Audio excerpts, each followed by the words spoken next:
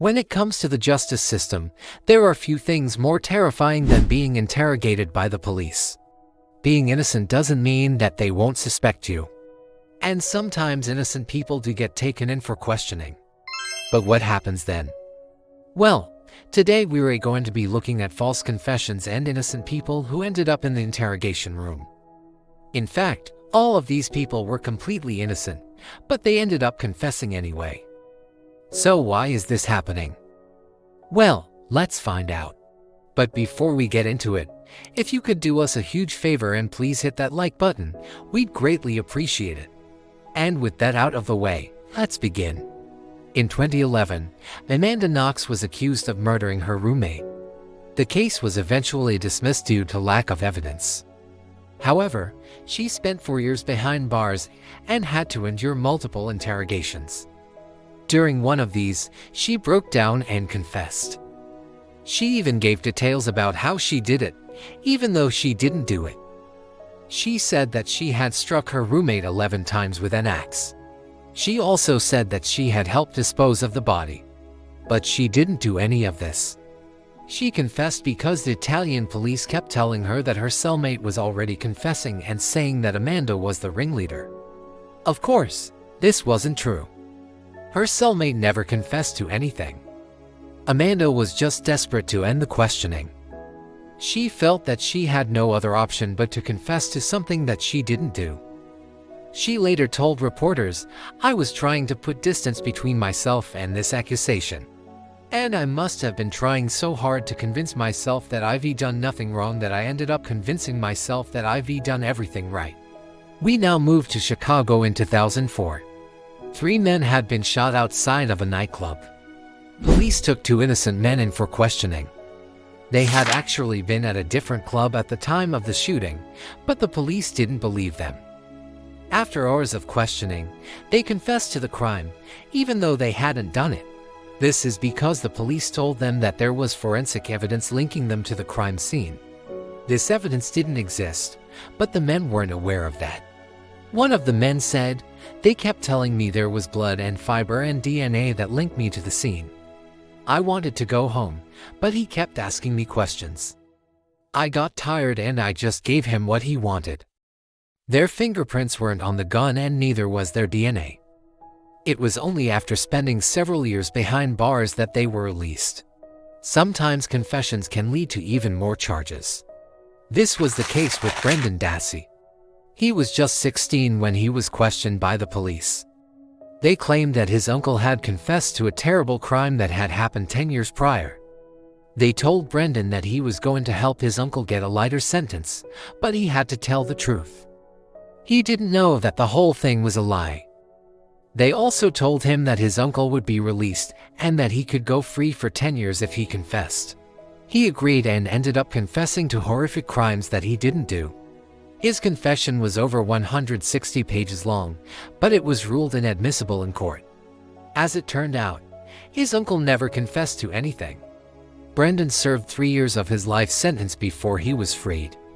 He was able to walk free because another man confessed to the crime.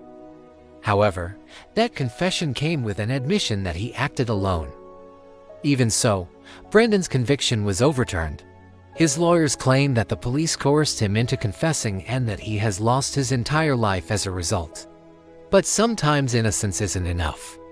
Thomas Hainsworth was pulled over by the police. This was back in 1985. He was a former Marine and he was pulled over for speeding. However, this was just a ruse as the police knew that he had robbed a grocery store. They arrested him and brought him in for questioning. He insisted that he was innocent, but they weren't having it. They showed him a lineup of people and told him that one of the witnesses had picked someone out. That person wasn't him, but they told him that he matched the description of the robber. They questioned him for hours and eventually he cracked. He confessed to the crime, even though he didn't do it. He was sentenced to 5 years in prison and had to serve 4 of them. He was later released and a new trial found him not guilty. Unfortunately, he died from cancer just 2 months later. He was a completely innocent man who confessed to a crime that he didn't commit. He confessed due to being worn down by the police during questioning. He went from being a happy man to someone who thought that they had killed someone. It's important to note here that sometimes people can say things that aren't quite true, but they're not exactly lies. For example, Matthew Brian Shepard was arrested in Wyoming in 1998. A young student had been brutally beaten and left tied to a fence. When the police confronted Matthew with the evidence, he confessed to the crime. However, he never actually admitted to beating the student. He said that he asked a friend to kill the victim, but he didn't take part himself. While this might sound like a confession, it really isn't. He essentially told the police, "I didn't do the crime, but someone else did." This isn't technically a confession, but it does blur the lines. Either way, he was charged and convicted of murder. But next we have the case of Leanne and Timothy Piazza. These two were college sweethearts who loved each other very much. However, they got into a terrible car accident. Leanne was paralyzed from the waist down, and Timothy lost both of his legs and an arm. This was a traumatic experience for both of them, and it put a lot of strain on their relationship. Leanne had a lot of pain medication, and Timothy stole some of her drugs. He was caught and was supposed to face minor charges. Instead, she went to the police and said that he had broken into her house and attacked her. Timothy was charged with sexual assault, burglary, and possession of a controlled substance. He denied everything, but he was convicted and sentenced to 10 to 20 years in prison. He appealed this, but his girlfriend had to testify once again. This time she said that she made the whole thing up. Timothy was released, but he had to spend 3 years in prison for a crime he didn't commit. It seems that Leanne couldn't cope with the guilt of being paralyzed and chose to blame her boyfriend. Our next story is one of the most famous cases of false confession ever. It was the case of Brendan Lee Ingram.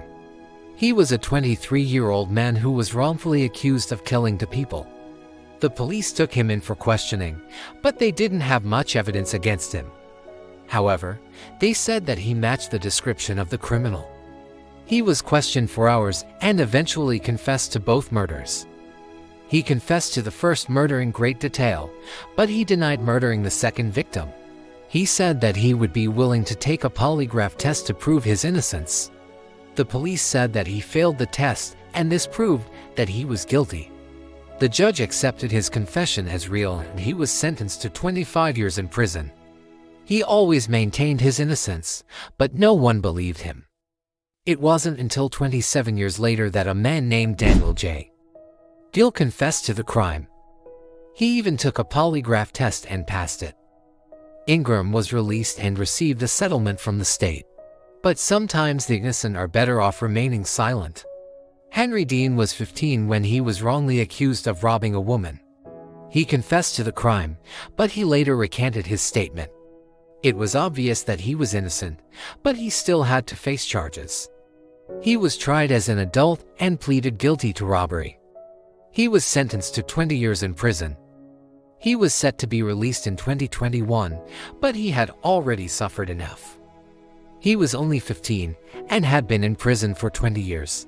His entire life was ruined due to that one mistake.